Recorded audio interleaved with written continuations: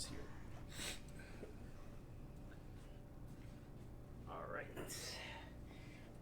So, good morning. We're going to take you through more or less the introduction to the Civic Innovation Fellows program. This is a program of the Manhattan Borough President Gale A. Brewer and BetaNYC. It's powered by you, essentially the CUNY Service Corps, and funded by Fund for the City of New York. And so this is going to be a 2-semester long program within the CUNY context. We're going to start you now at the beginning of September or middle of September, and then we're going to take you through to the beginning of May. So today's introduction is more or less going to focus on introductions to each other, so that way we can find out who's sitting across from each other. Then we're going to do an overview of the boot camp objectives, which is essentially the first semester of the program. And then we're going to do an introduction to some of the communication tools, and then talk about the lab, the very first lab that we have assigned for you, which is essentially to get to know what is a Manhattan Community Board. So, introductions. So, first introduction to the program. How many of you did any Google research on what you're getting involved in? Yes, 1? 2? A little bit. A little bit? Okay. The program that we've conceived of is jointly produced by Manhattan Borough President and BetaNYC. It was rebranded early last year, and our idea is that we can meld technology, data, and design into a civic literacy toolkit that eventually increases participation across New York City. The idea is that there are some very basic literacy tools that are out there. Essentially, if you know how to use the internet, we can then start building on top of that basic literacy on how to use these other web-based tools to increase civic engagement. And so the idea is that we can create curriculum, which is what we're prototyping in these sessions, deliver it to you, which you are part of a digitally literate community, hopefully use that as the foundation to then pass that along to community boards who are somewhat also digitally literate, and then be able to spread that across the city, so that way these forms of the kind of like the basic building blocks of democracy in New York City, called community boards, would then have the literacy to use kind of these different components of technology, data, and design. So first, we're going to start off with the introduction of Year 3 Fellows, which are you. And so the role of the fellows are to communicate weekly with the program leadership team about how things are going. Have you ever taken a class where you had to kind of tell the professor how well the curriculum is actually working out? Yeah. Yeah? Okay. So that's what this boot camp is going to be about. We're going to be assigning labs, we're going to be doing instruction, we're essentially going to ask you to explore the work that we're doing, and then as we're doing it, provide feedback. So it's going to be highly interactive. There's going to be a point in the boot camp where you're going to get to a point where it's kind of a cliff, and you got to figure out which part of the direction do you want to jump off that cliff, because that's where you're going to do all this data exploration and data mining and data analysis around 311 data. And so we need to hear from you very, very clearly. We need clear communication, whether it's around the assignments that we've given you, your ability to show up, whether the work is making sense. We're going to be asking you to journal on a weekly basis to make sure that we can understand that you can clearly articulate kind of the issues that are going on within your head. And that is one of the core components of working in an office, is very clear communication, clear punctuation, articulation of what's going on. So we want to tease that out of you, and that's your primary responsibility through this particular program. The second part of that is that you're going to be conducting some outreach with our community partners, and you're going to be collaborating closely with the leadership team and the mentors who are last year's fellows to more or less figure out a number of things. Our ultimate goal is to make you do something useful by the end of the second semester. And so as this process rolls out, we're going to figure out what that doing something useful is. Yes. And all of this work that Noel just listed can and should take place during the hours that you guys are scheduled to be here. So none of this work has to happen outside of when you're here. And we want that to be that way for two reasons. First of all, we want your schoolwork and, family, whatever, to come, but is first. This is, but so that should not ever take your schoolwork should not ever take a back burner to this program. But when you're here, you're working on your work for here, because believe me, there will be enough of it. And the other reason that it's important that you do your work for this position while you're here is to help cultivate your skills at focusing and concentrating and being productive in smaller chunks of time. And if you can develop that skill in this day and age with distractions all over the place, that will take you further in your career than pretty much anything else. So when you're here, you're working on the tasks that are asked for you here, and they should be sort of enjoyable. So hopefully you'll get into it. You'll be excited to come and just get into it when you're here. So we want to know from you, why did you choose this program, or why did you choose CUNY Service Corps? Why did you choose this workplace site? A little bit about who you are and your major. So would you like to start? Yeah, my name is Abdul Malik Muftal, and I'm a John Jay student. I'm majoring in criminal justice, and for me, essentially, John Jay is a school that believes in justice. So for me, giving back to society is like giving justice to society.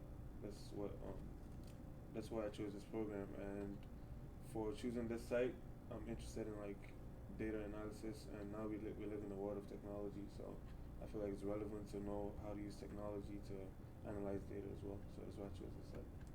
And I was fortunate enough to get it. Cool. Hi, my name's Isaac from Queens College, majoring in math. I picked the Service Corps just because it had such a wide range of sites.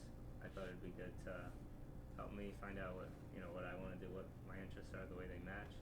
I picked this site because I've always had an affinity for public service, but also I'm a math major and I like working with data, and I have a very quantitative mind, so I thought I'd fit in well here. Great. My name is Martin, and I go to John Jay College, majoring in forensic accounting and assurance services. I chose Service Corps because it's kind of the first of most opportunity that presented itself for me to actually give back to the community, and at the same time make myself a little useful too. I like to put a smile on people's faces. Service Corps would definitely be more people that I can feel that almost every day. I chose this program specifically because I've always had a keen mind to read about everything on the thing regarding the data online, whatever presents itself, whatever sounds interesting. Even the whole 311, when I discovered that back in 2009, I was a little astonished because there's all this weird news articles about New York City and how people in New Jersey complained about the smell coming from New York City, which was back in 2010 with 311. And it's amazing to see that 311, it kind of grew tremendously since then. So regarding that, I would want to be also part of it. And this is an opportunity that represents itself, so I'll definitely take it in a heartbeat. Cool. Great. So there are 9 of you. There are, how many do we get on Mondays? 5 usually. Yeah, we get 5, and then we get 3 today, and then 1 comes in on Wednesday. And so you will be introduced to just about everybody on Friday. I won't be around, but Emily will be, and she'll... this Friday. Usually Noel will be here, but this Friday he won't. So it'll be just me on Friday. Yep. And she's going to walk you through and partner you up, hopefully, with the members who you don't meet on Tuesdays, so that way you can start interacting with them and building a relationship with them. The way that kind of these cohorts work is that because a majority of you are going to be together on Tuesday, you're going to get to know each other the most or the best, and then you're going to be kind of filtering in on Wednesday and Thursday for those of you who are going to be coming back or have hours that need to be filled for Wednesday and Thursday, and then we'll be back together on Friday. So most of the time, the three of you are going to be working as a team with Eli, who's going to be the mentor, who's out sick today.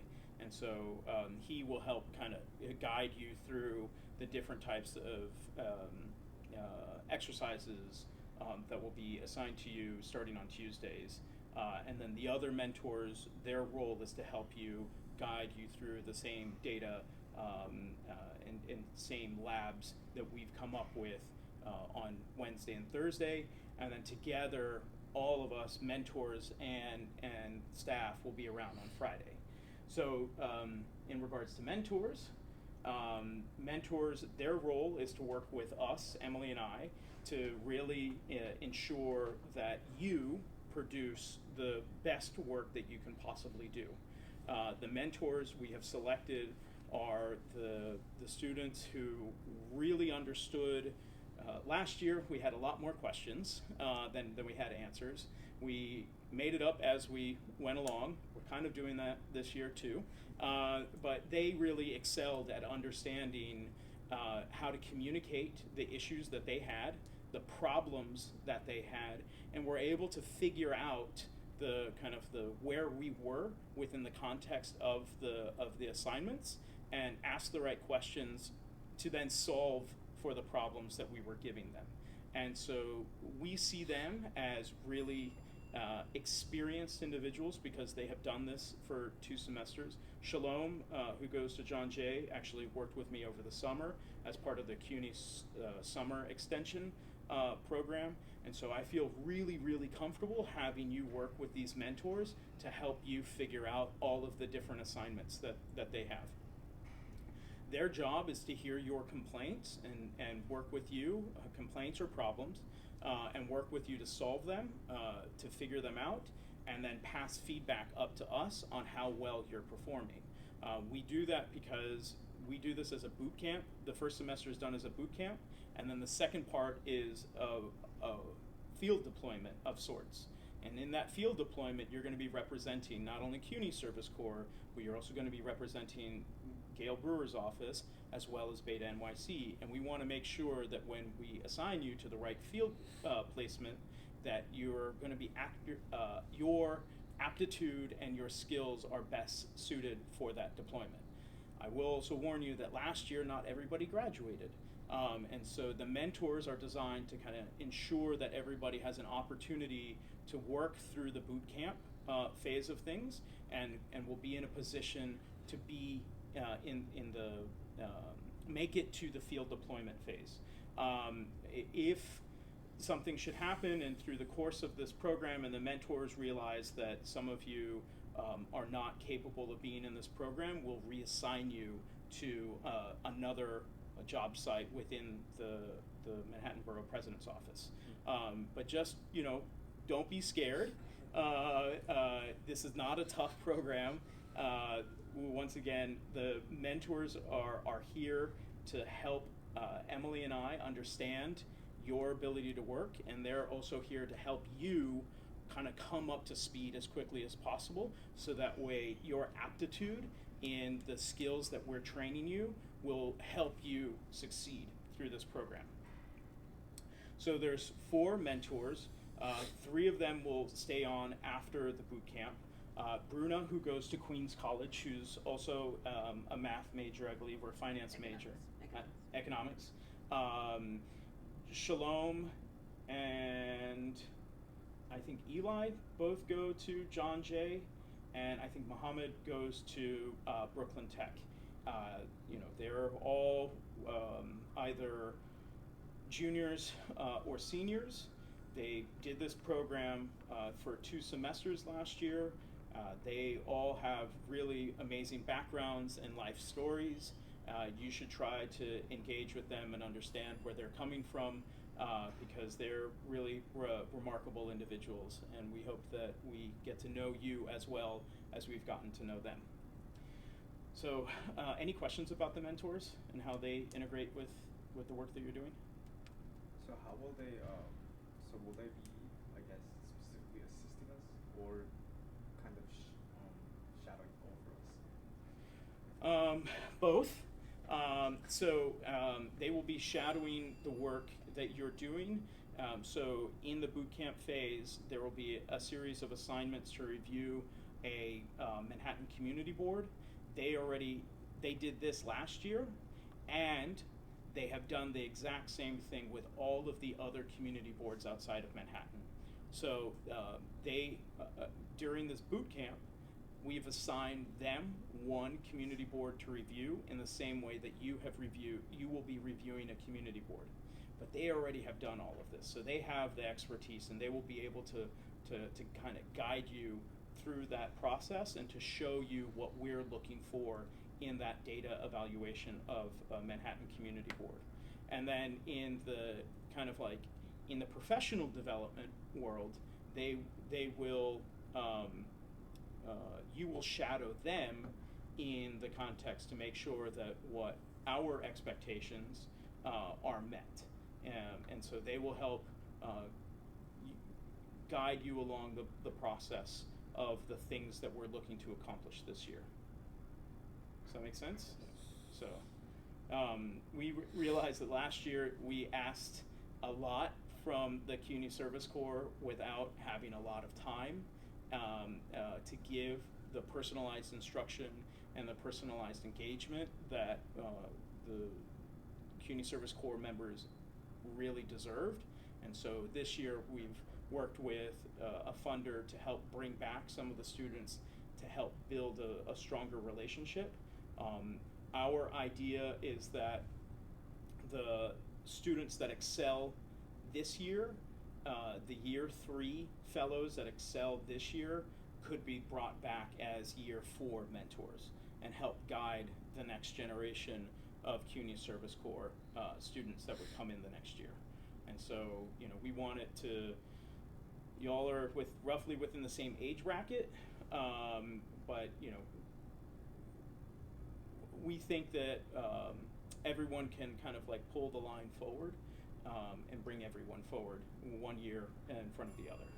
So every year do you guys update or introduce a new curriculum, or your curriculum? I'm going to get right to that. now? So let me do an introduction between Emily and I. First of all, BetaNYC is an organization that's partnering with the Gale Brewer's office to kind of run this. I'm the executive director. Emily is one of the first full-time staff members that we're able to find and hire.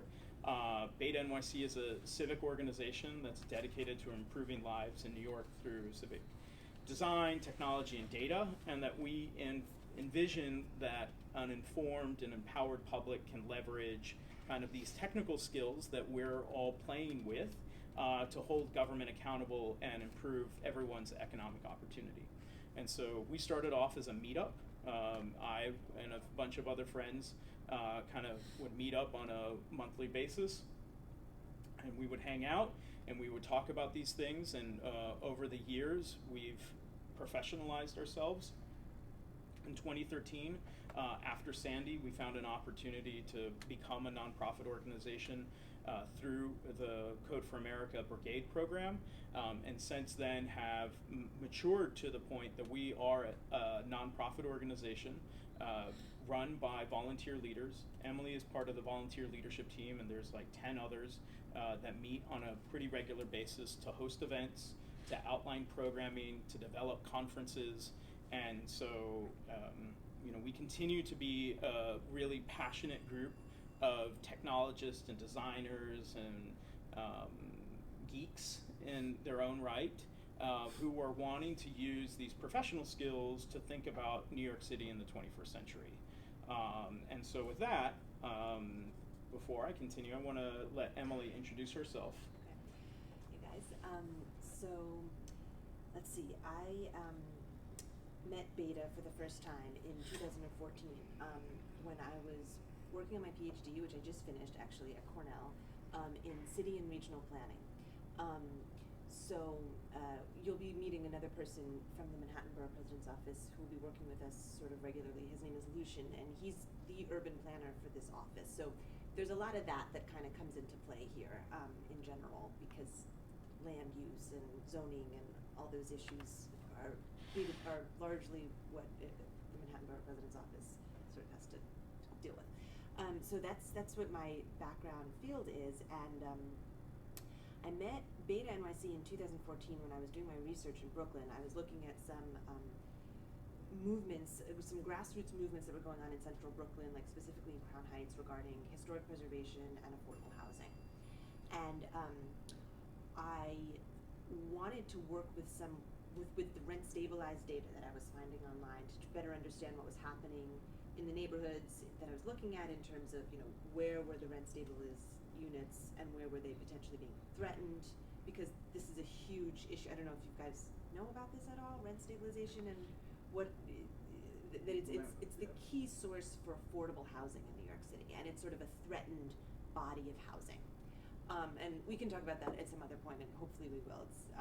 But anyway, it's the kind of data that's a little bit sensitive, because it's maybe not it's sort of a little bit cloaked, this data, because it's it's kind of it's sensitive in that you've got many different conflicts going on there. You've got landlords who are trying to make ends meet, you've got tenants who are worried about and then you've got the government who doesn't really know how to fit into this. So I was having trouble working with this data and finding it and analyzing it, and finally I sort of found some workarounds and was able to map it and do some analysis with it. And it was through that project that I came into the beta community, because I found people doing kind of similar work in different, maybe with different data sets or with different ideas, but the same basic idea of, making, increasing the transparency of really, really important issues that are facing our city and communities across this city. And so as soon as I met Beta, I felt like completely at home within the very first meeting. And Noel gave this presentation about the history of the organization, and I was just like, sign me up, like, I'm home. Like, this is, And so I've been on their leadership committee ever since. I just finished my PhD. Finally, it's over. That was great to finish it, and thank you so much. And now I'm back in the city. I worked for a few years actually downstairs for another city agency before I started my PhD. So I have experience in city government, and yeah, I guess that's kind of in a nutshell. Yeah. So Emily is, we're going to be tossing the baton back and forth from each other. Emily is going to be around on Monday and Tuesdays, and some other days on Wednesday and Thursday, and then dedicated on Friday. So we have her roughly 3 days a week. Most of the time that you're going to be here, you'll have one of the two of us. On Wednesday and Thursday, though, you will be really in the hands of the mentors, so don't abuse them, because they will write you up. Oh, one more thing. Yeah. I also, at Cornell, I developed a real interest and expertise in GIS and mapping. So I was a teaching assistant, then they appointed me as a full-on instructor of a course of 30 undergrads. And the labs that you guys will be doing for the boot camp are actually sort of modeled on my experience teaching GIS, and that they're, these technical instructions. They're kind of fun because, you're working with software, and so anyway, there's I have this background that enables us to produce these labs, which hopefully, will be productive and fun and stuff. But yeah, and we'll be doing some GIS later on in the boot camp as well. So yeah, and I'm really, really excited to have Emily, because as you can see, she's fresh out of doing all of this technical work, and now we can apply it directly to this little homegrown program that we have here. So I'm really excited to have her and to depend upon her to do a lot of the things that I struggled to do last year. So she is my other. Thank you for joining. it really worked out well. I was like finished, and I was like, okay, what am I going to do next? I need a job, and then this happened. I was like, great. Yeah. So. So really come to us for any problems, anything at all. Like she and I are the two that are overseeing this program. There are others that are part of the senior staff. So work your problems up the food chain if you can. See us as the ultimate resources for anything that you need help on. And the best way to get a hold of us is to use the email address cif@beta.nyc. That will go to Emily and I, as well as the representatives from the Manhattan Borough President's Office that need to be aware of what's going on.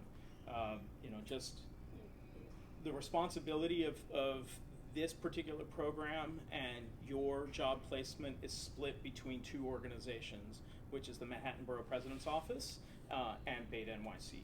And so just to talk about the Manhattan Borough President's Office, Manhattan Borough President Gale A. Brewer was once a city council member. She served in the council for 12 years. And as a council member, she successfully passed legislation requiring all of the city's data to be published online. BetaNYC, as an organization that started off as a meetup, came to be through that particular process.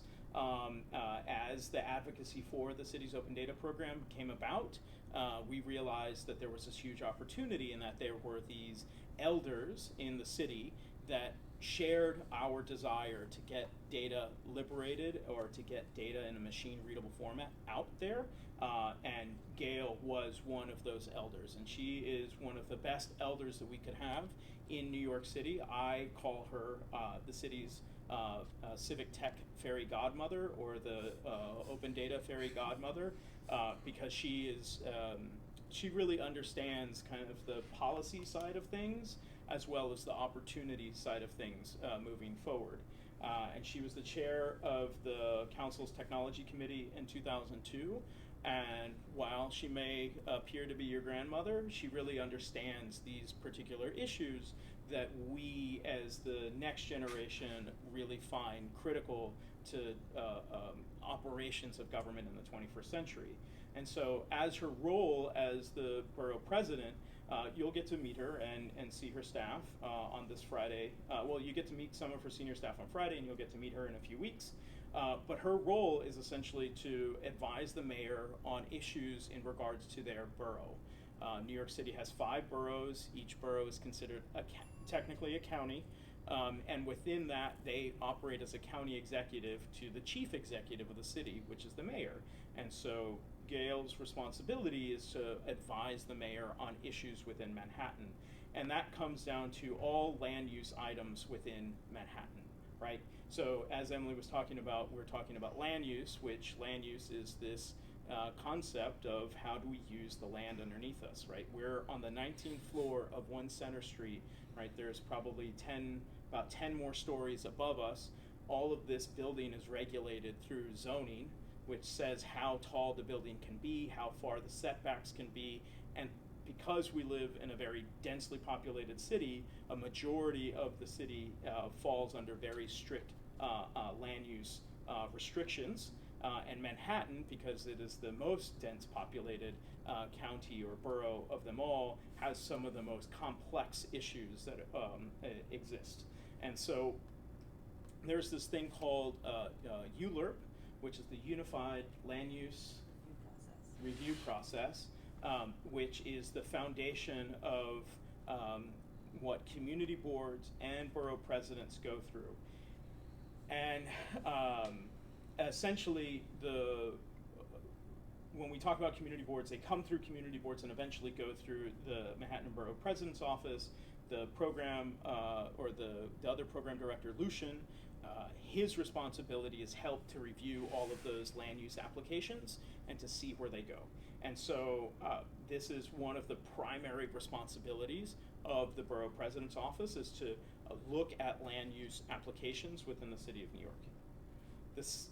The third responsibility is to then advocate for the needs in the annual budget process. There is a very large capital budget that the Manhattan Borough President has, which is essentially to fund developments in playgrounds, schools, nonprofit organizations that are looking to revamp their either buildings or buy equipment. It's called a capital budget, which means that they can buy tables and chairs and computers and do retrofitting of internal things, but they can't pay for staff. And so the Manhattan Borough President's Office has a whole review process around these capital needs and then doles out funds for those different programs. And then the last responsibility, and really this is where kind of our work this year is going to focus, is on community boards.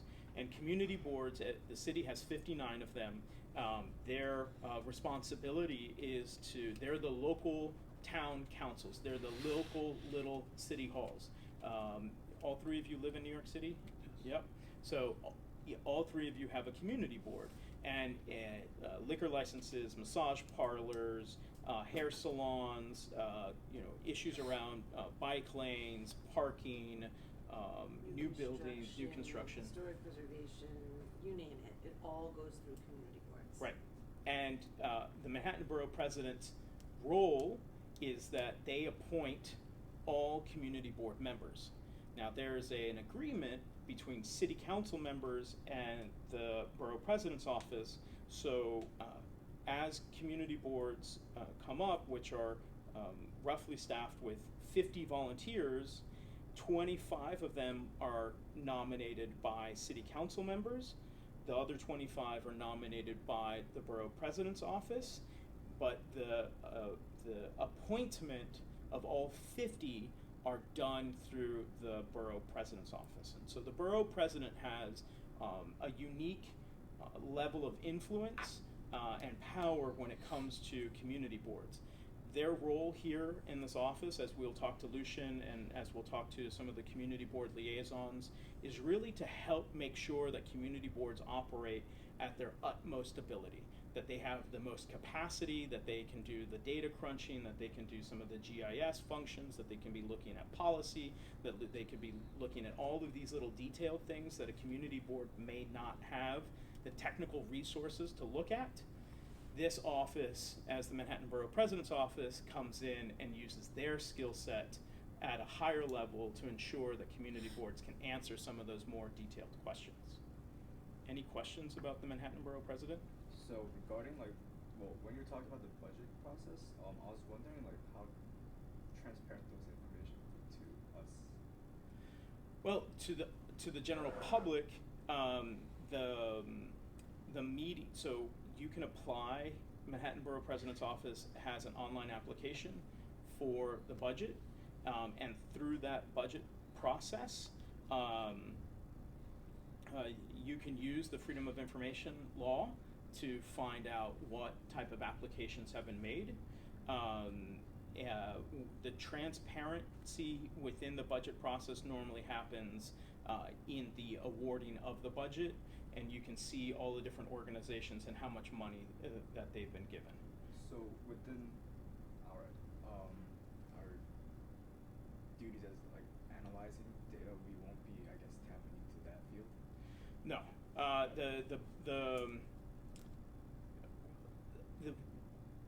What we're trying to develop is a curriculum, basic curriculum around community boards using 311 data, which is quality of life data and population data. And eventually we'll get to the point where we can start looking at kind of budget data issues, but for right now, that's not in the needs of community boards. From our surveys, and we'll get to what the survey that we did last year, it's more focused on these quality of life issues than budget issues. Eventually we'll get there. Hopefully I'm not Census. so Oh, Uh-huh. go ahead. nothing is not due. Oh no, I interrupted. You said you hopefully. I just forgot. Oh, okay. Well, census data is another data set that you guys will be learning how to work with, because that was, as Noel will talk about in the survey, that came up as something that community boards really wanted to be able to analyze, socioeconomics and demographics of their immediate neighborhood.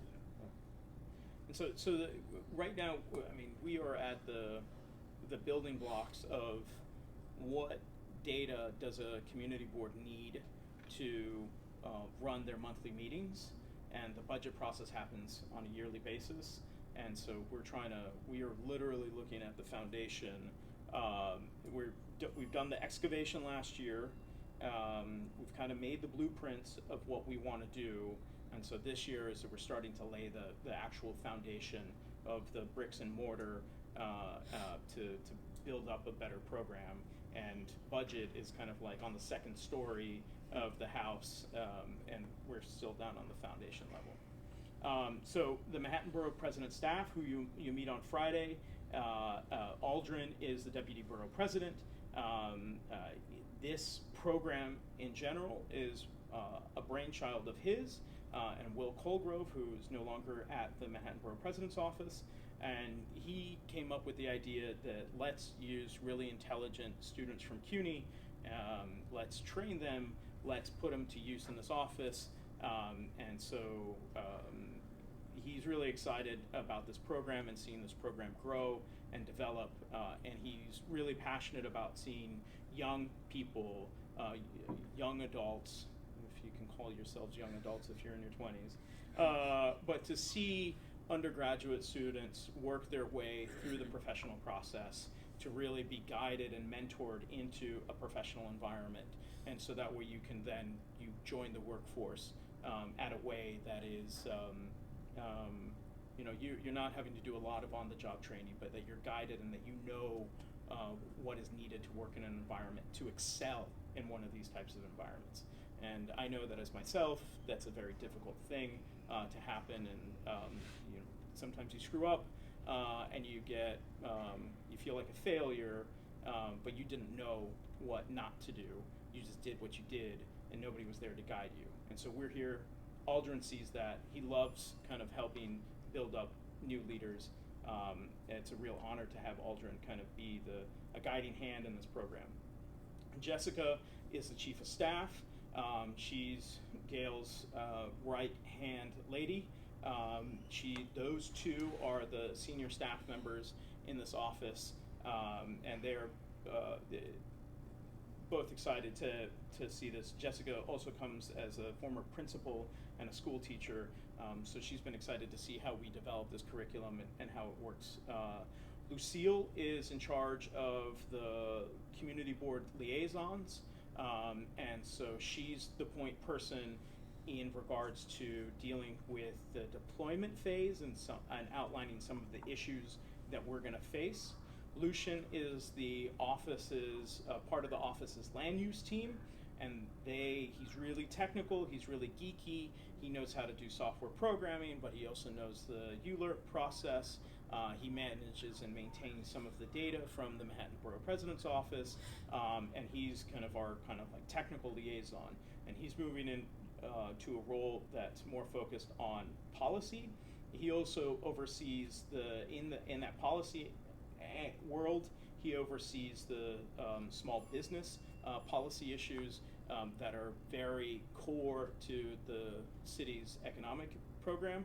So he's kind of like this jack of all trades type of individual here in the city. And then Brian is the special projects person in the office. His responsibility is to make sure that all of you have IDs, that if there's any type of issue with DCAST, who oversees the administration of the building, that he takes care of that.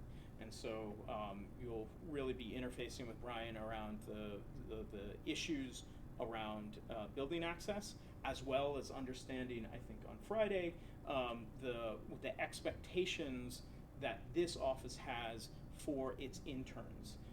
You are an intern of this office. You're part of a special program that is of that intern, and they all have the same requirements, which is essentially no flip-flops, no shorts, shirts are tucked in, and that you're a respectable looking individual because you are working for an elected official here in the city of New York. And so that's kind of the 5 key people that you'll be interfacing with at the Manhattan Borough President's office. Any questions around them? Nope. Okay. All right. if you want more water, you're more than welcome to just get up and get it when you need it, if you need it. Just a little bit about the program history. First, we want to give you a little bit of a context of what is a Manhattan Community Board, or what is a community board in general. There are 12 community boards in Manhattan, 59 of them throughout the city. They roughly represent up to 150 to 200,000 individuals. They really are focused as little cities, like little city councils, around what happens in those different community boards. 50 community boards oversee a community district, and this is something key to know. A community district is more or less the geographic area. The administrative function on top of the community district is the community board. Does that make sense? So you'll hear community district number, as in like community district 7, and you'll also hear community board 7. Those are pretty much interchangeable numbers. They are interchangeable numbers. One, the community district is the geographic label. Community board is the administrative organization that sits on top of that community district. Make sense? Yeah? Yeah. Okay, good. It's a core component to know when you're looking at the different data. Each community board is up to 50 volunteer members who are appointed by the borough president, though half of them tend to be nominated by a city council member. The other are nominated by the borough president. Other elected officials and other people tend to also stick in nominations, but ultimately those are the two organizations that do the nominations. So, you know, like a congressman or a state senator will throw in the nomination of a certain individual on a community board, but ultimately it's left up to the city council member and the borough president. Those are 50 volunteers who have some type of business or relationship to a community district. So you do not need to live in a community district to be on the community board. You could have a business there, you could have some type of deep relationship with that, the things that are going on. They tend to be a mix of business owners and residents who are on the community district.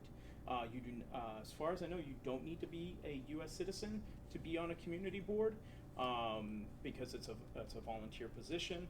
Each community board hires then a district manager, and the district manager is the full-time operations individual for a community district, hence the name district manager.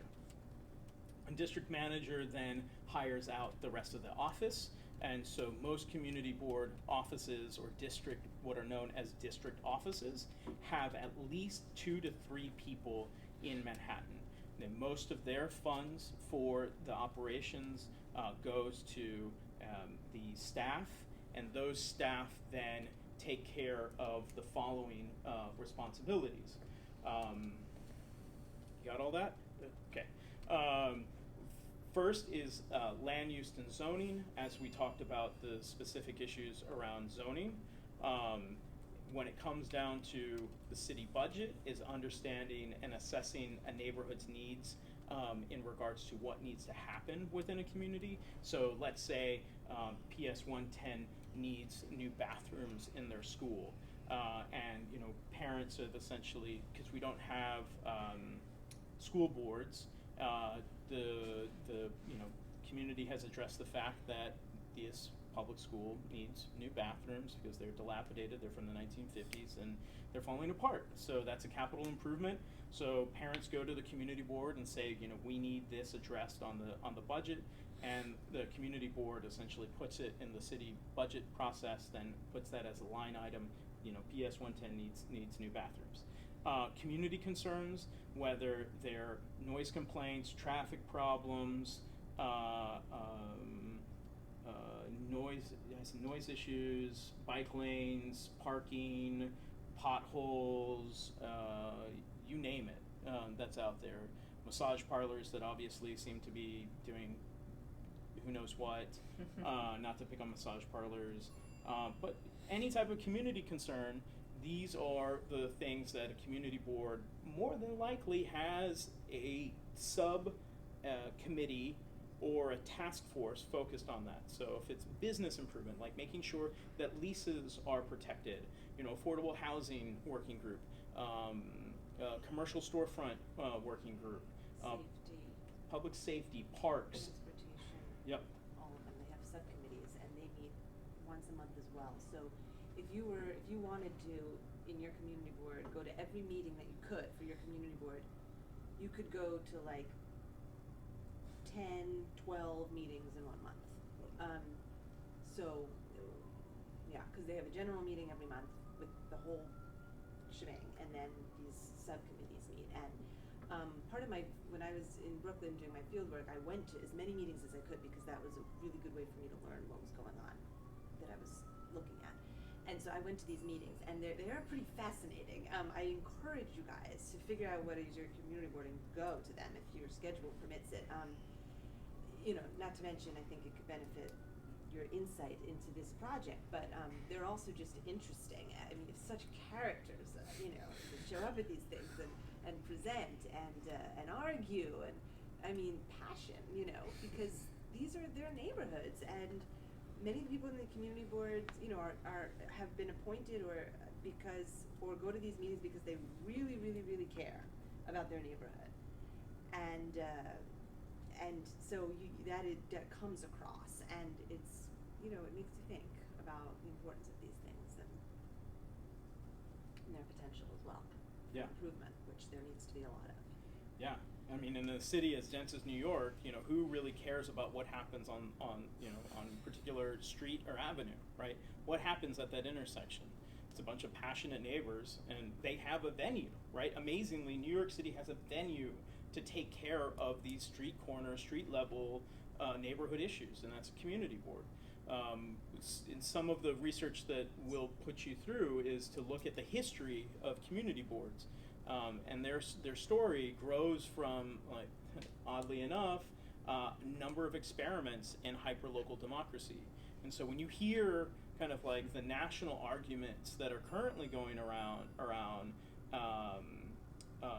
scaling democracy or what decentralizing democracy and hyperlocal democracy, and kind of like these libertarian arguments of like self-government, we can regulate everything on our own, and it's like, sure, but you got to have a place for that, and a community board is that place. And that community board is amazingly a place where those who are most frustrated with the issues that are going on in their neighborhood, the squeaky wheels, can go and get those squeaky wheels adjusted. And we hope to kind of use this program as a way to help enable that more wheels can be addressed and different types of wheels can be brought in, so that way it's not just those who are have the opportunity to go complain. We want to figure out how more complaints can be brought into the operations of a community board.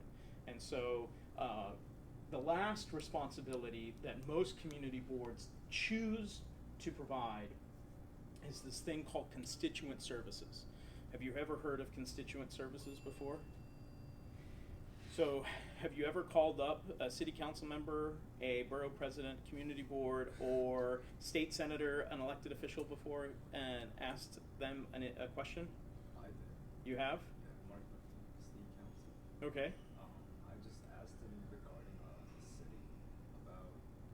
This was actually regarding specifically for the. I wanted to ask him in the past the data that he was working on, just for me to try to recruit him, just because like he is also part of the service corps. He's trying to I guess scope out and recruiting people, but I just did that just because I thought I could get like an edge in. Yeah. But it was kind of interesting just to say like what he was trying to say, but he was trying to at the same time like make it undisclosed with the I guess try to call it confidential information, which is funny, but I tried. So if you dealt with someone in their office, more than likely you dealt with someone who's focused on constituent services, and constituent is the government's way of saying customer. And so in the context of government, you have customers, right? But that sometimes leans a little bit too business oriented because you're not really buying services. Government services are open to everyone that's there, or at least they should be there for everyone. And so in that grand context is constituent, and most community board offices have a layer of constituent services where they're tracking community issues and community problems. This still ties into the three other pieces of information, around land use and zoning, budget needs, and community concerns. And so they tend to provide kind of like these other services that are out there and mostly focused around people's problems. And that's something else that we're going to dive into, is trying to figure out like how can we actually address that. So an example of a community board member, this used to be our, Christine used to be our, hold on a second there. I don't know why someone's trying to access my Google. Christine it used to be the chair of Community Board 4. She's now, she was elected the chair and she stepped down from the chair. She's still a Community Board 4 member. But just to give you a little bit of context of like when she was appointed chair, what were her goals and objectives in regards to being the chair of the community board. Her first goal was to do everything that she could do to reach out to new members of the community and make sure that everybody's aware of everything that's going on. And so how do you do that in the 21st century? Use the internet. Oh, smart man, high five, yeah. You would think that that's what they would do, but in many ways, because community boards are so hyper-local and they tend to be older populations that are engaged, they see it as just flyering every street corner. Now, Christine, thank goodness, is part of a digital generation. She gets Twitter, she understands Facebook, she understands the web. She owns a record label company who has been doing mail order and has been doing internet orders for decades. So she understands using technology to embrace technology to get the word out there. And so she wanted to focus on outreach, and she says, this is very, very important for the future of the community board, is ensuring that we have new tools to ensure that everybody's aware of what's going on. The second thing that she was concerned about is construction is in sync with the area, the surrounding area. And so how do you do that? How do you keep construction that ensures diversity and that ensures neighborhood character? Well, one of the ways to do that is to really understand the data of all these different construction projects as they're coming in. And so one of the things that she focused on in Community Board 4 was to ensure that they had a proper process and workflow that would look at the petitions that were coming in around zoning, so that way she could forecast how those buildings would fit into the neighborhood. So ultimately, our program is trying to figure out how does New York City's government work within the 21st century, and how is it for and by the people. And so this is the first class of CUNY Service Corps members. What was discovered in this time period is that there was a lot. We needed to develop a education program. BetaNYC was not part of this first year. The Manhattan Borough's President's Office ran it that first year. They recognized that there was this huge potential to use individuals like yourself, train them, and then put them into the ability to serve different programs. And so out of that first year, as we call it I don't want to get geeky. I call it year 0. They call it year 1. If you're a programmer, you know the difference. The assumption that came out of this is that we can use technology, data, and social media to create quality engagement with community board offices. And that, if you know the Agile loop, or if you've ever heard of, like using the Agile program management methodology, that kind of starts us with the fact that You asked about how do we change the curriculum every year. Do we change the curriculum every year? And the answer is yes, because we put this as our foundation of our assumptions. We think that we can more or less work around this particular issue over and over and over and over again, right? Technology is going to evolve and change. Data is hopefully going to grow. We'll be able to understand different types of biases. We'll be able to hopefully create more data points. Those data points will hopefully be more voices within the community. More voices in the community are going to be generated by using social media. That social media and physical engagement is quality, based off of concrete quality. And overall, the big context is that community boards then have much more information to work with to understand what are the needs of their hyperlocal communities, and then be able to make better informed decisions of what are the things that need to happen. It's no longer just the squeaky wheel, right? But it is a broad narrative arc around all these different tools to help build quality engagement around community boards. Make sense? Yeah, great. So our theory of change is kind of how do you say this word? Cyclical. Yeah. Okay. So we start off with this digital civics education, which is essentially teaching and building the foundation around education. Through that process, at least for the fellowship, we understand you, we understand ourselves, we have a better context of how to move forward. The second semester, so digital civics education and discovery are roughly within that first semester. The second semester is fieldwork and surveys. Starting the second semester, you'll end roughly as we're segueing into the best practices report. So by the end of the second semester, you're going to have to write a series of notes, summary reports of the work that you did, the insights that you discovered, how did it work, where did it went wrong, what were how were the assumptions that you made in that particular field work or surveys, how did they work or not work, right? And then that comes back to the leadership team, where we then spend the summer writing the best practices report, as well as reviewing kind of like what happened within the last year. That gives us a foundation to then revamp the digital civics education, think through what are the core curriculum that we need to develop for you, as well as hopefully out of this year, we'll have the foundation to have curriculum and modules that we can then hand off to community boards and really start training and empowering community boards around the same things that we're giving you. These videos are designed to be the foundation of that, so that way they understand what we're trying to accomplish in this year of work.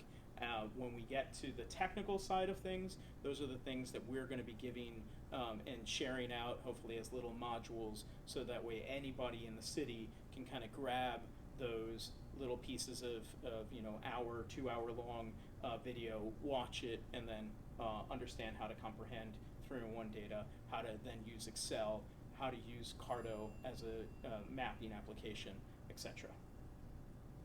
Any questions? No? Okay. All right. Research insights. So this is essentially what the fellows did last year. We ran them through this boot camp process. We made a lot of assumptions on what should be in that boot camp process. In that, this is Mohammed. He's a mentor. That's Bruna. She's a mentor. There's Shalom in the red argyle sweater. He's a mentor. And then Eli has his back to us. This is Eli? Yep. Okay, cool.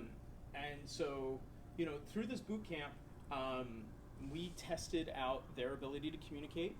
We tested their their technical ability. We wanted to see essentially how well they could perform and how they would perform in a way that we could then make them do something useful. And so last year we were in a position where we didn't really know, right, where things were going. So What we ended up doing, how did I explain this yesterday? So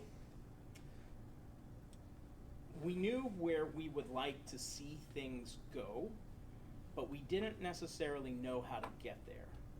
And so what we needed to do was to perform what's called a gap analysis to know where things are now from where we might like to see things moving forward. Does that make sense? So we wanted to figure out what that gap looks like. And so through last year's boot camp, we developed 3 field teams. Those field teams were then broken up. Those 3 field teams focused on office capacity, data and analytics, and then digital footprints and social media. And those 3 teams went out and surveyed all 12 Manhattan community boards to have a better understanding of where things are within those offices. By the end of the second semester last year, each one of those teams wrote a brief summary of of their research.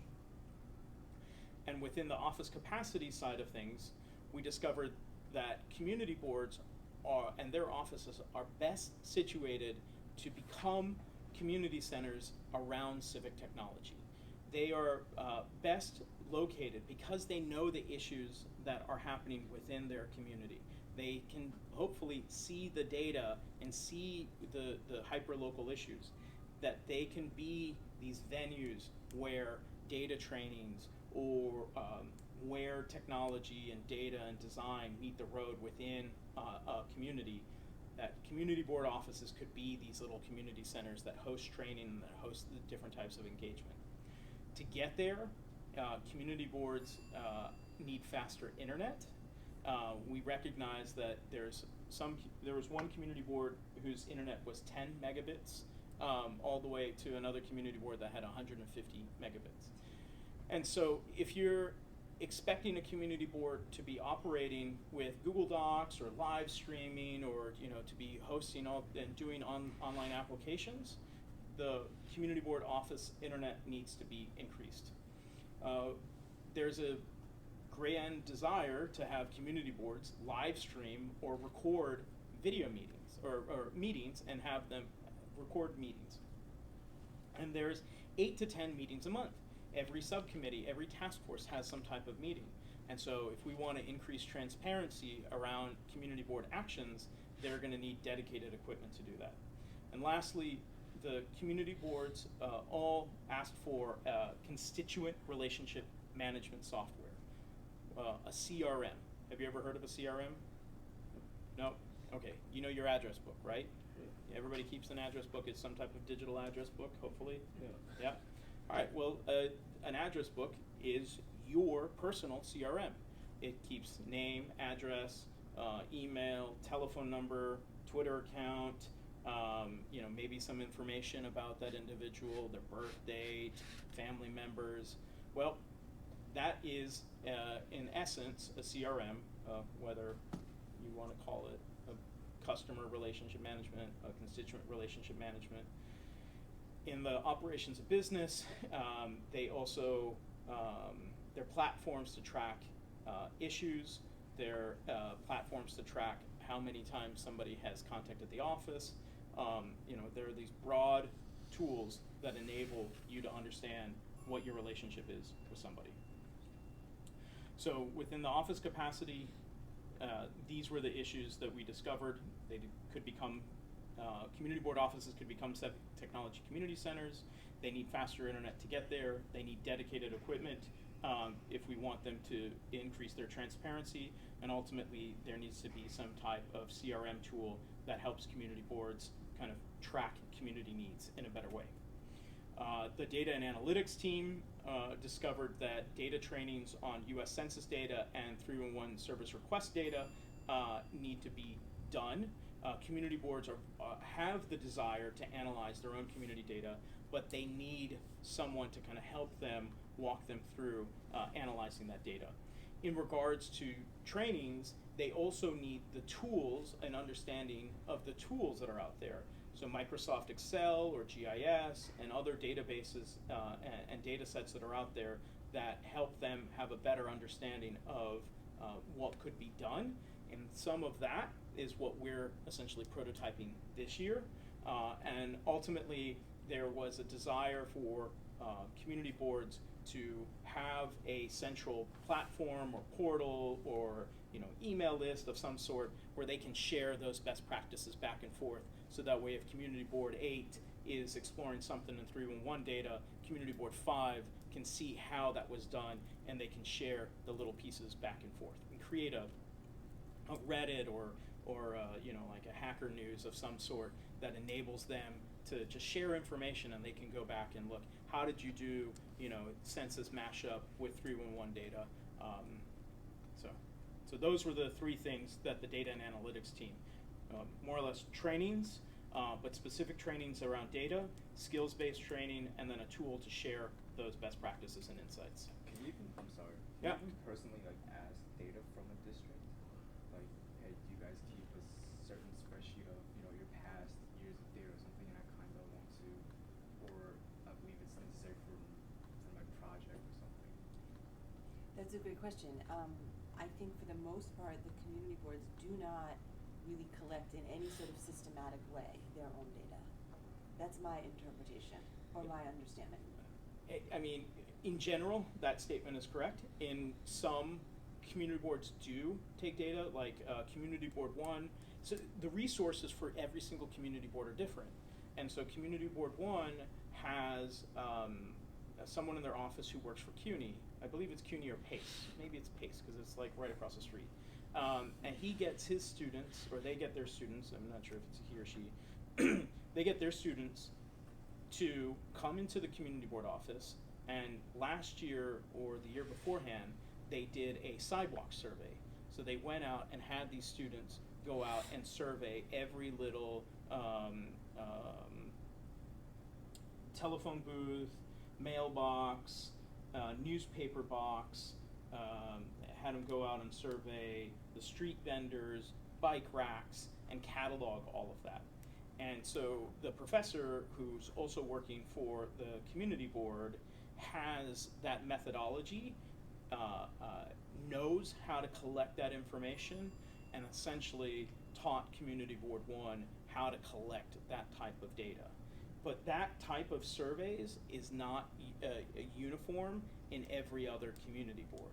And so one of those things that we want to work toward is building a general best practice of how community boards can do that type of survey and create their own data and hopefully share that out with the general public.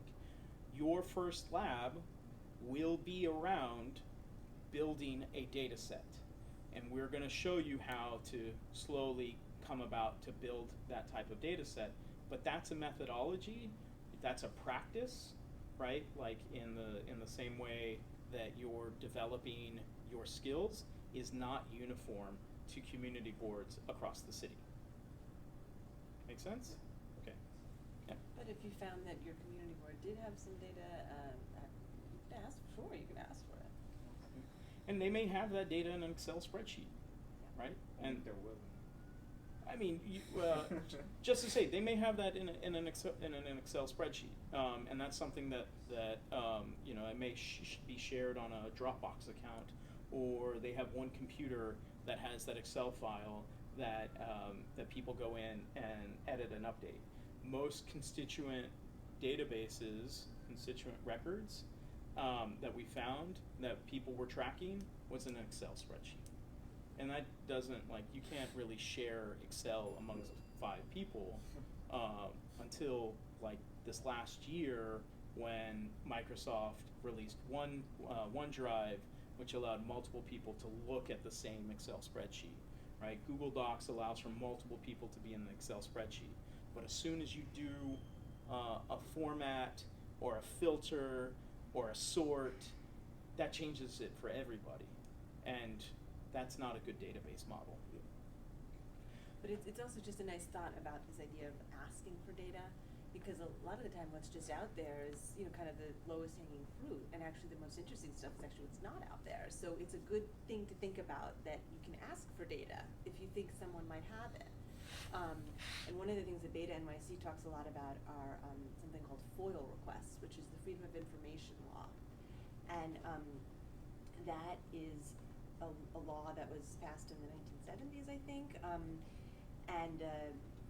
Basically every state has adopted a FOIL law, which means that people can request data from any government agency, and the state is actually sort of responsible to respond to that request and give it to them, actually, unless there's some issue there. I'm sure there's many loopholes for the request to be denied, and in fact that happens quite a lot.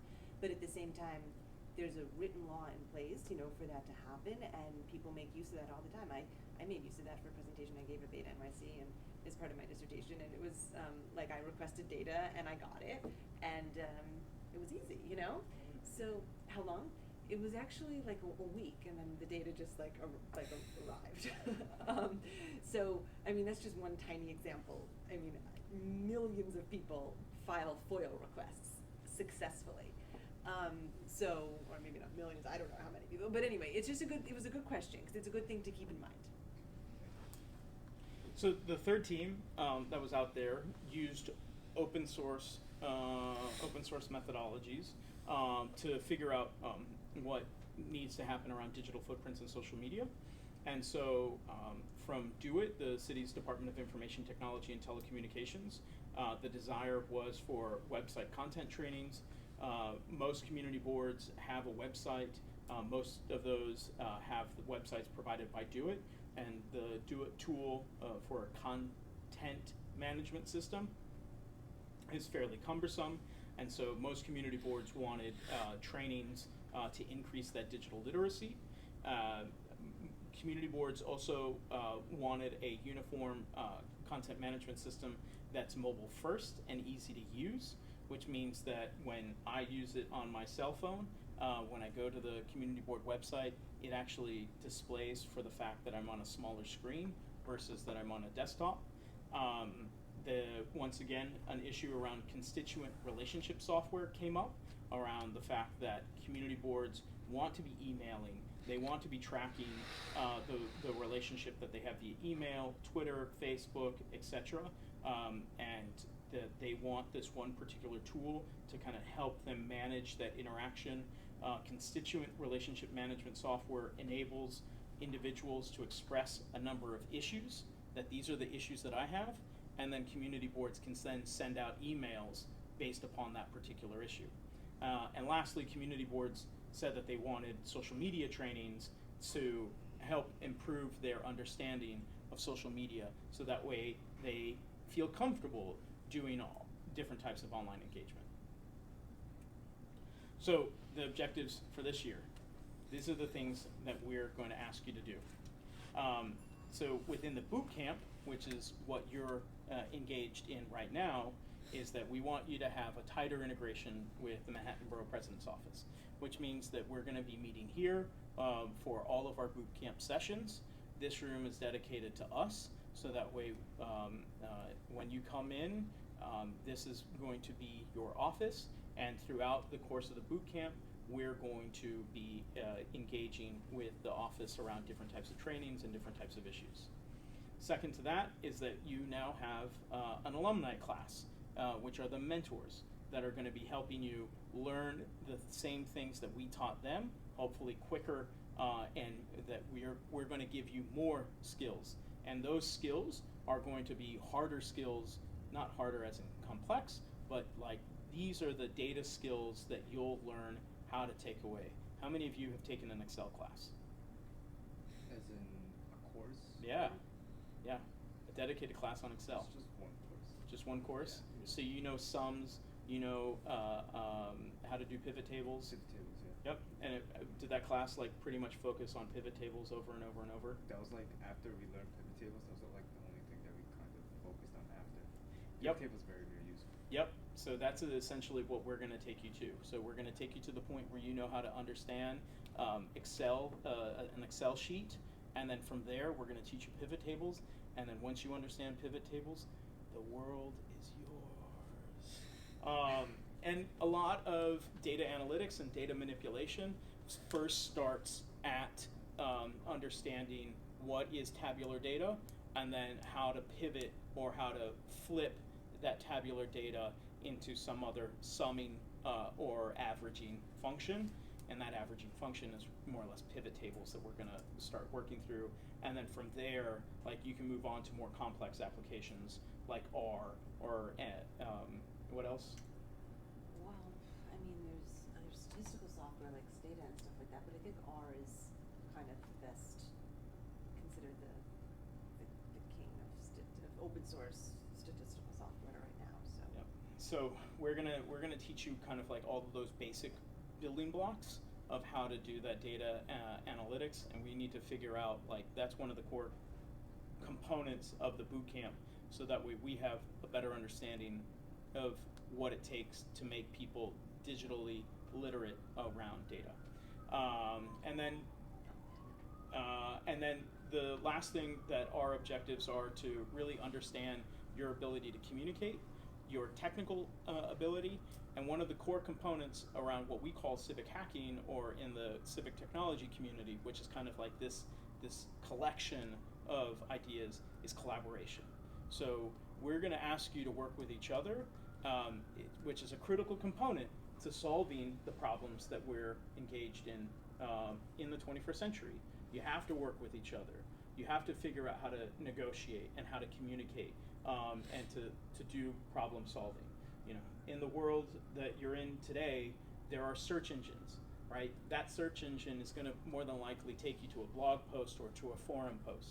Your ability to communicate and then collaborate online around a technical issue is just as important as your ability to work with somebody that's sitting across the table. And so those skills are the skills that we use in our work on a daily basis. And so we want to teach you that, and we want to evaluate your ability to perform in that world. Any questions on these objectives? Nope? Okay. So when we get to the second half, which is deployment, we want to figure out, as we said, we want to figure out how to make you do something useful. So we laugh, but ultimately that's, we have a lot of assumptions that we are gauging in this environment. And so one of those, the three do useful things are, one is we want to build a platform that enables community boards to improve their websites and to improve their social media use. We don't know exactly how we're going to get there, but we're going to get there, and you're going to help us get there. The second thing is teach New York City 301 service request data access. We don't exactly know what that means right now. We have some ideas, and over the next few months, we're going to figure out what that means. Have you ever heard of CompStat, of how the police use? And the crime data that they have and everything. Yep. And so CompStat is a management tool. It is not a data analytics tool. It is a management tool that helps the police department have a better understanding of where to deploy resources and issues. So some of the ideas that we're exploring is BoardStat, and how do community boards, what basic information does a community board need to help make its decision-making process if it's data-driven? And so teaching access around 311 data is that first component. So that way, whether it's you, community board liaison officers, or community boards members themselves, really understand how to get access to 311 and understand the biases that exist within 311. And then lastly, we want to figure out how to develop another product that enables for replicable digital practices. That's kind of like a catch-all of, we're going to figure out what this third team is going to work on that will essentially enable a community board to do something digital with the resources that they have at hand. So your schedule, the boot camp that we have set up is to go till September 9th. December, what did I say? September. Okay, we're gonna go back in time. We're gonna build a time machine, and then we're gonna go back in time so you have all the skills to then do it again. So we're gonna go to December 9th. It's gonna be broken into 2 parts. We're gonna focus on skills development, and then we're gonna give you a research task where you're going to adopt a community board and help prototype some of the ideas that we have around this board stat ideas. More or less your objective is that we want you to learn New York City civics, we want you to learn open data and how a community board functions. Then we're gonna break for most of December so that way you can do your finals and get A's on all your finals. And then we'll come back toward the end of January. January 30th is kind of like just the poster board date because we don't exactly have the CUNY schedule for 2017, but we'll essentially work to the beginning of finals in 2017. Your objective is to do something useful, and we just talked about the different tasks that we have that we're thinking about. So the tools that we're going to focus on here within the toolkit are primarily Google Docs, Microsoft Excel, Socrata, which is the city's open data tool, Slack, which is a real-time communication tool, Discourse is where you will be putting your journals in, and then Carto, which is a map-making tool. We'll do a little bit of GitHub, but we may not get there just yet. In regards to practices, we're going to teach you how to do some basic project management. We're going to introduce you to the whole idea of Agile and Scrum. We'll teach you some basic user research tools. You will have to do public speaking, and you will have to do quite a bit of public speaking. Though I'm doing the speaking now, we're going to be turning this all over to you in a few weeks. Map making, not sure if you'll actually do any data scraping. And the data that we're going to be focused on in the boot camp is New York City 311 data and US Census data. So the boot camp schedule, this is kind of a detailed schedule, but we've discovered that week 3 and 4, CUNY's closed, so we're kind of... This is subject to a lot of change, but yeah. Same basic idea though. Yeah. This is on the drive. Yeah. Yeah. Presentation. So essentially, we out when one of the CUNY is closed. So when CUNY is closed, they are not in. Yeah, our what we discovered is that when CUNY's closed, supposedly we're not supposed to have you. So Even with the Research Foundation and the CUNY service, they're different countries. Really? They don't let you? It's not that they don't let us; it's that it was recommended that we don't have you during that time period. Oh, okay. Because what ends up happening is that for those days, either you're supposed to be studying or then the rest of the week schedule gets kind of funky, where like your Wednesday and Thursday are running off of a Monday and Tuesday schedule. So the hours, your job placement hours, become different. And if we're running through this boot camp and there's hard skills that we're trying to teach you, and you're closed or we're closed, it becomes hard for us to do to do those types of trainings. So we're going to figure it out. Don't worry. By the beginning, it's even in this, by the beginning of November, you'll have all the hard skills. I also know that your hours have changed for the 2 different semesters. So what we were supposed to have, there were supposed to be a larger set of hours. They've shrunk a little bit, so we're trying to adjust that. We're still planning on having you get paid 12 hours per week, 24 every 2 weeks, and so we're still trying to figure out that hour allotment that's out there. Does that make sense? Okay. All right. Professional expectations. Do you want to run through some of these? Sure. I think we've pretty much touched on them already. Part of placing you in, part of being here in this, you know, you guys are in the Manhattan Borough President's Office. It's pretty cool, you know, that's pretty much the size you get in Manhattan. And you know, in probably all of our opinions, you know, maybe the country then therefore, since New York is the greatest city. Anyway, me speaking, who actually has not lived in New York all my life, but anyway, so okay, so you guys are in this amazing office and with incredible people all around you, and you're going to be learning a lot of these technical skills that will help you in the rest of your career and in school and graduate school if you do that. But you're also in this, you know, in this real working environment here. I mean, you have many city agencies in this building, and you know, it's an opportunity to become acquainted and feel confident in that kind of environment. So we've touched on this, but you know, you want to communicate well with people. You want to dress well when you're here. You want to be as professional as, you know, as an office environment would expect of you. So we have these communication tools set up, and we have specific uses for each of them. So, you know, there's times when you email, there's times when you Slack. There's times when, you know, you submit something on Discourse, other times when you use Google Drive and stuff like this. And we want you to really pay attention to these differences because they actually have these subtle implications. Each one does, and we want them, you know, it's part of your professional development is to understand those subtleties.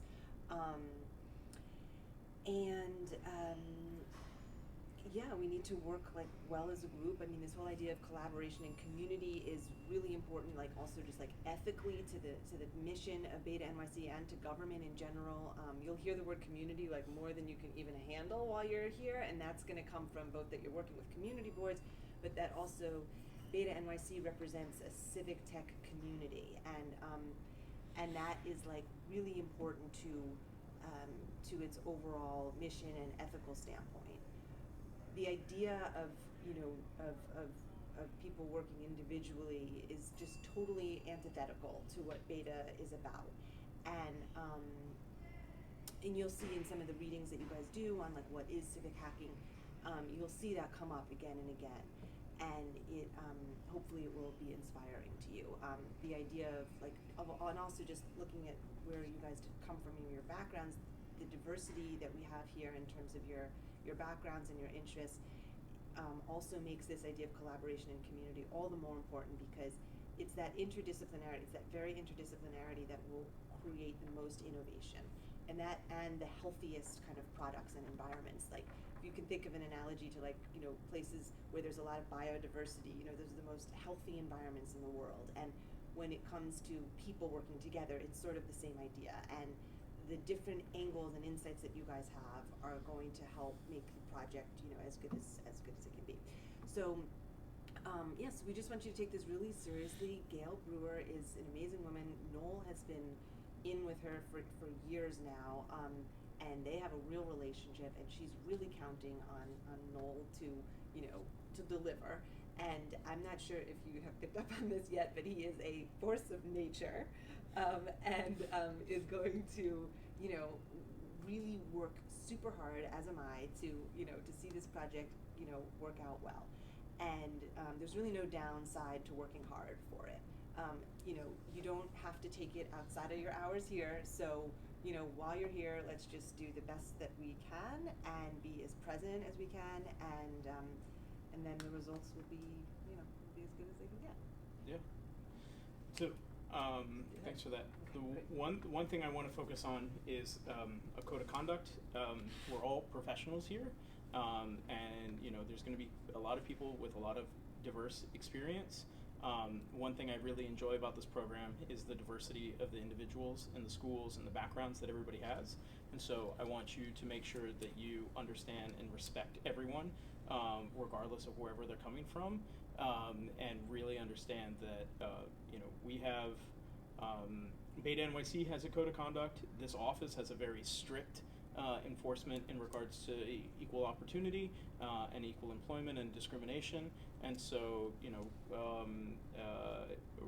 if you have never worked in an environment like that beforehand, really think about what you're going to be saying.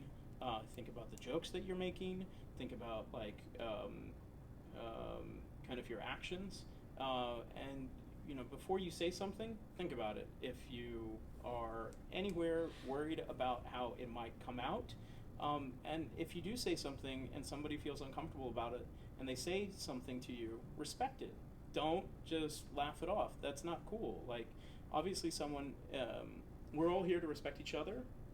So if somebody says something to you that you feel, that they feel uncomfortable about, recognize that.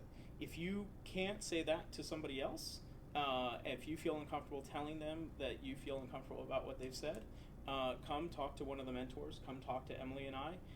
We're here to kind of help address these particular issues. We understand that this is maybe one of the first environments that you're working in a professional office. So we want to help you make sure that you understand what it's like to work in these different types of offices, and that you succeed in these types of offices, and that you yourself become a good mentor to other individuals, and you become a good leader for others. And how you do that is through your actions and the jokes that you make, the statements that you say. And so just understand that we're here to work with each other and build people up, and not really have a negative attitude or a discriminatory attitude about anything that we're doing, even of our thoughts or our actions. So I just want to say that. The second thing is paydays and timesheets. I think you need to have all of your timesheets in by Friday night, Friday or Sunday. by Sundays. Yeah. Have them in by Sundays. We don't work on Saturdays and Sundays, so that's all. But then, like, It's just due. It's to just enter. due, Yeah. So either way. So if you don't have that in as a reminder in your calendars, put those reminders in your calendars for all of those timesheets. Do it then, because I don't want to be in a situation where you're out a paycheck for 2 weeks. I know it's not. It might not seem like a lot of money, or it may seem like all the money in the whole world, but do it, right? Like, just get it done. Make sure that you're getting paid. Last year there was an issue where one person didn't take the timesheet seriously and ended up screwing themselves over in regards to checks. So make sure you get paid.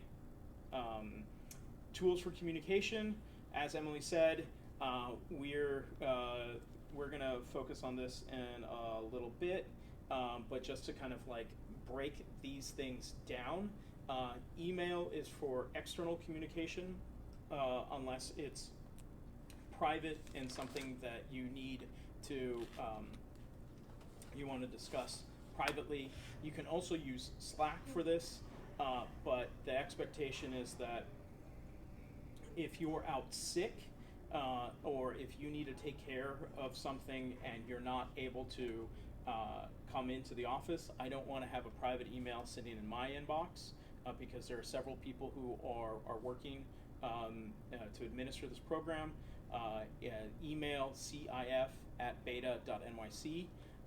But then, if you're working on a project with somebody else, it's Tuesday. There's going to be 4 of you, including the mentor. It would be nice and professional to also tell your peers who you're working with on that day that you're not able to make it. Last year we had a few issues with the people not necessarily respecting the fact that they were part of a team. And the question would be, well, I don't know where that person is today. I don't want to hear that anymore.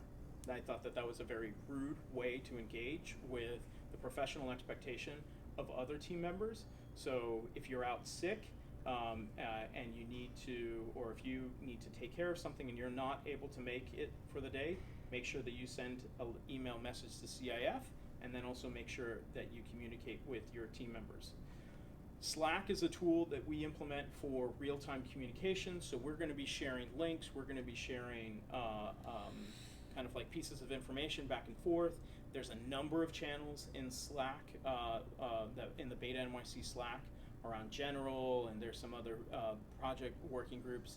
You're only expected to pay attention to the CIF Fellows 2016, and we're going to make sure that all of your mobile devices get notifications, so that way when we send out a group message, you'll actually see that group message. Talk is a platform that we're going to be asking you to journal. This is critical for, if you don't journal by the time that your timesheet is in, I may not approve that timesheet. So journaling is our way of evaluating your communication, your ability to stay on task, and to kind of turn in the assignments as they may be. Google Drive, for right now, is a place where we have a number of views. Blackboard, Google Drive is we're trying to make that our equivalent of Blackboard. So we'll be posting links there to these videos. We'll be posting links there to the weekly labs, kind of overviews of the agendas for the week. So if you are missing something, if you need something, we'll try to have that there. We also have we have a folder there for all of your digital documents. Ideally, I know that some of you may be comfortable, especially when we start working with Microsoft Excel, we'll be comfortable working on your desktop or like your laptop, not connected. But wherever you're at with a document, you may save it. Please use Google Drive as your backup. We will have loaner laptops, so if your laptop doesn't quite necessarily cut mustard, and you need to go use a computer at one of the computer labs, you can come here and we'll have a computer. We have computers already, desktop computers here for you to use. Google Drive, we want it to be that place where you're essentially backing up your documents or working within those documents on Google Drive. I can't begin to tell you how many issues we had last year with fellows who would do something at home or they would do it on their laptop, and for some particular reason they saved it and then the computer ate the homework. I don't want to hear that issue. I don't want to hear that excuse this year. So we're trying to build out a whole pathway and methodology for Google Drive to take all those things in. So this week's lab, we will be using 0 as an integer, and then we will be using 1. Yes. Quick question. I guess regarding conduct, like with the dress code, is it always going to be like shirts you can wear a tie to, or can we wear more casual, like button downs? So chinos? if the shirt can be tucked in, it needs to be tucked in. Right. If you were like me, who likes to wear guayaberas, which are shirts that don't necessarily have the ability to be tucked in, you can wear them too. If you find yourself comfortable wearing other types of professional wear that is native to your culture or ethnicity, feel free to do so. That's not a problem. The point that we want to make is that you need to dress professionally. That means some type of collared shirt. It should be clean, and you should be, you should feel that you're representing a professional demeanor. Not everybody has the same resources to, get dry cleaning or to have a suit and tie. We're not expecting that. What we're expecting is for you to feel comfortable and to look professional, and you can do that in your own particular way. So, but no t-shirts, no sweatpants, no flip-flops. Tennis shoes are not recommended, but you should be as professional as possible. Does that make sense? Yeah. Okay. So you don't have to wear a tie. If you feel comfortable wearing a tie, if that makes you feel like my neck is too big to wear a tie. So, all right. We know these aren't the fanciest digs, office digs, that's for sure, but still, Yeah. Okay. Yeah. All right, so this week's assignments. Emily has a lab 0, which is essentially a background to the communication tools, as well as passcodes for the restroom. Note that this room that happens to be back here is supposed to be a lactation room, so we use it sparingly, kind of as an office when need be. There are the entrance to this room is this passcode here. I will scale over this because I don't want to necessarily broadcast all the passcodes on the internet. So these labs are designed, the first lab is designed to make sure that you have the ability to communicate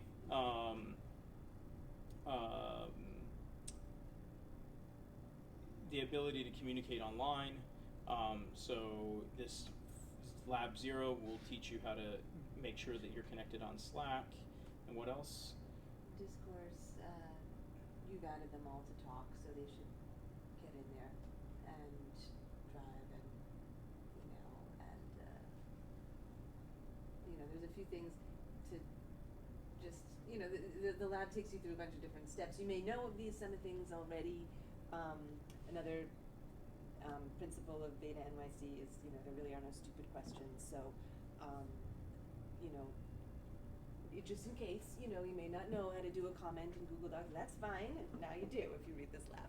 So the lab will, show you those things. There's really no final product for the lab, it's really just becoming familiar with the different tools, when to use them, why, and setting up your computer. So, yeah. Lab 1, on the other hand, has deliverables. Do you want to talk a little bit about Lab 1, getting Yep. into the community? So for the first part of the boot camp, throughout the whole boot camp, you are going to adopt one community board. And in the process of adopting that community board, you are going to learn everything that you possibly can about that Manhattan community board. The very first part of this lab is for you to look at a community board's website, to look at its social media outlets, and to evaluate this community board. Now, what will end up happening is that when you start taking notes, you're going to take notes and answer these community board core pieces of the community board, which will come back at the end of the boot camp, where you will have to give a formal presentation about this community board. You will have to use this first lab as your first research assignment in regards to being able to narrate and communicate what this community board is. This first lab then builds the foundation to build a data set around all of the different community boards. So last year, the fellows went through and evaluated all of the different community boards in regards to this large spreadsheet. That's the easiest way to describe this. And so this year, based upon key data points that we want to see on community boards, websites, and social media outlets, we've added those values. And so for Lab 1, you are going to write them out in a narrative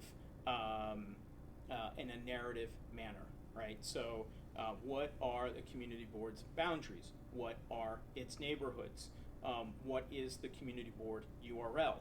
You are not expected to fill in the spreadsheet. We actually don't want you to fill in the spreadsheet because we want you to write it out. Sentences, clear communication,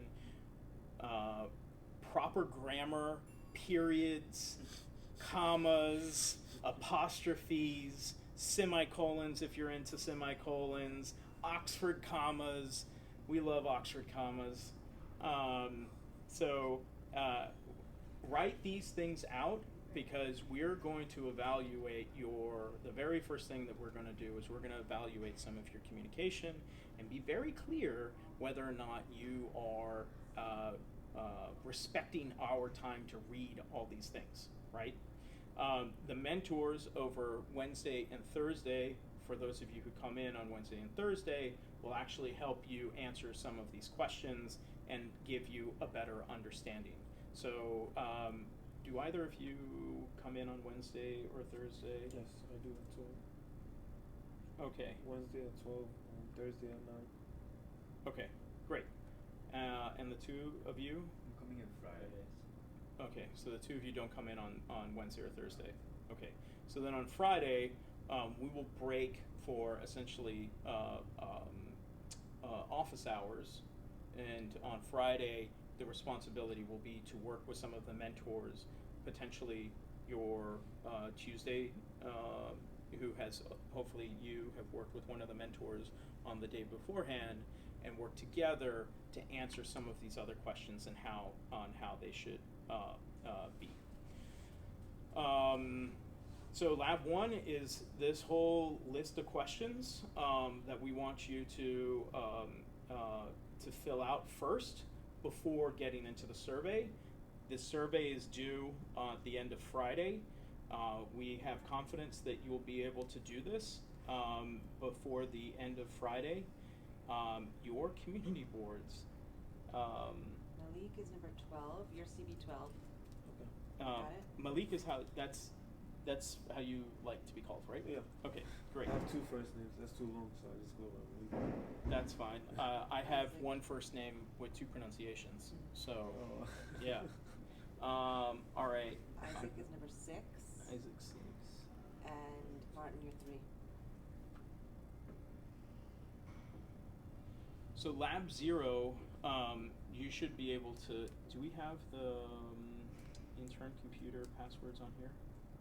So before I get into the passwords and stuff, the way that we want you to submit these documents is that you should all get access to this lab 1, and under Google Docs, we'll want you to go to File and make a copy, and then under this folder, you will eventually see something in here that says Notebooks, and then you find your name. So I'm just going to go, because Eli's not here, I'm going to select the folder, week 1, lab assignment number 1, CB, what is Eli assigned? Eli is 9. CB 09.